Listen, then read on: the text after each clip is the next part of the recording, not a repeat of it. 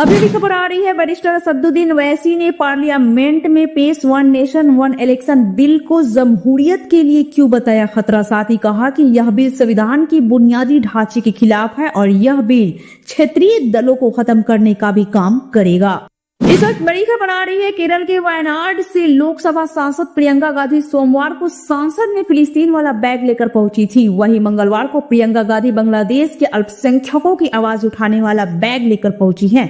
प्रियंका गांधी के बांग्लादेश वाले बैग पर बांग्लादेश के हिंदू और ईसाइयों के साथ खड़े हो लिखा हुआ है। प्रियंका गांधी के अलावा कांग्रेस के अन्य सांसदों ने भी संसद के बाहर बांग्लादेश अल्पसंख्यकों के पक्ष में प्रदर्शित किया। साथ ही भारत सरकार होश में आ जा और बांग्लादेश के अल्पसंख्यकों को न्याय दो का भी नारे भी लगाए गए हैं।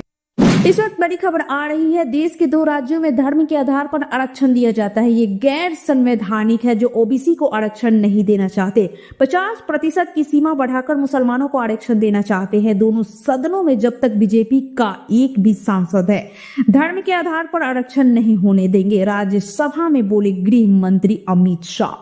आपकी क्या राय है, हमें कमेंट करके जरूर बताइए। आपको क्या लगता है कि हमारे गृह मंत्री अमित शाह सही कहे हैं, तो आप जरूर बताएं। इस वक्त खबर आ रही है, बिहार के नालंदा में गंगा जमुनी तहजीब की मिसाल मारी गांव में मस्जिद की अनोखी कहानी। मस्जिद की देखरेख करते हैं हिंदू समाज के लोग, गांव में मुस्लिम नहीं फिर भी नमाज। दोस्तों, आपको जानकर हैरानी होगी कि गांव में मुस्लिम नहीं है फिर भी मस्जिद में नमाज हो रही है। मस्जिद की देखरेख करते हैं हिंदू के समाज लोग। आपको जानकर हैरानी होगी कि पेन ड्राइव लगाकर माइक से नमाज। माशाल्लाह, कमेंट बॉक्स में माशाल्लाह जरूर लिखिए।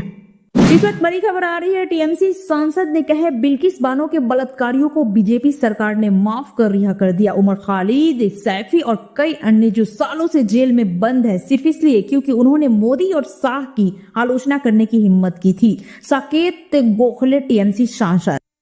इस वक्त बड़ी खबर आ रही है, राज्यसभा में केंद्रीय गृह मंत्री अमित शाह के भाषण पर सपा सांसद इकरा हसन ने कहा कि बहुत अफसोस की बात है कि हमारे संविधान निर्माता बाबा साहेब डॉक्टर भीमराव अंबेडकर के बारे में उन्होंने इस तरह की टिप्पणी की है।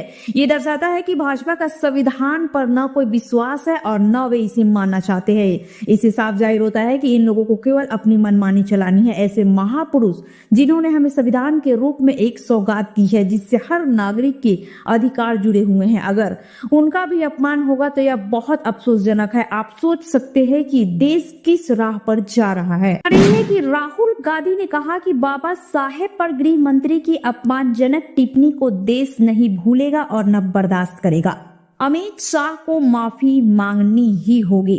दोस्तों, बहुत अफसोस की बात है कि हमारे संविधान निर्माता बाबा साहेब डॉक्टर भीमराव अंबेडकर के बारे में उन्होंने इस तरह की टिप्पणी की है। इस पर राहुल गांधी का बयान आया है। इस वक्त बड़ी खबर आ रही है, असदुद्दीन ओवैसी अध्यक्ष एमआईएम, उन्होंने कहा कि मैंने पहले भी कहा था और आज भी कह रहा हूं और जब तक जिंदगी रहेगी तब तक कहता रहूंगा कि हिंदुस्तान में सबसे बड़ा लीडर अगर कोई गुजरा है तो वह गांधी जी नहीं बल्कि बाबा साहेब भीमराव अंबेडकर है। अब तक की बड़ी खबर, बीएसपी प्रमुख मायावती ने कहा बहुत अफसोस की बात है कि हमारे संविधान निर्माता बाबा साहेब डॉक्टर भीमराव अंबेडकर के बारे में उन्होंने इस तरह की टिप्पणी की। अमित शाह को अपने शब्द वापस लेने चाहिए, उन्हें पश्चाताप करना चाहिए। इस वक्त बड़ी खबर आ रही है, आरएसएस प्रमुख मोहन भागवत ने कहा हर दिन मंदिर मस्जिद का एक नया मामला उठाया जा रहा है, यह सही नहीं है। कुछ लोग सोचते हैं कि वे नई जगहों पर मंदिर के मुद्दे उठाकर हिंदुओं के नेता बन सकते हैं। यह अस्वीकार्य है जो एक नया मामला उठाया जा रहा है।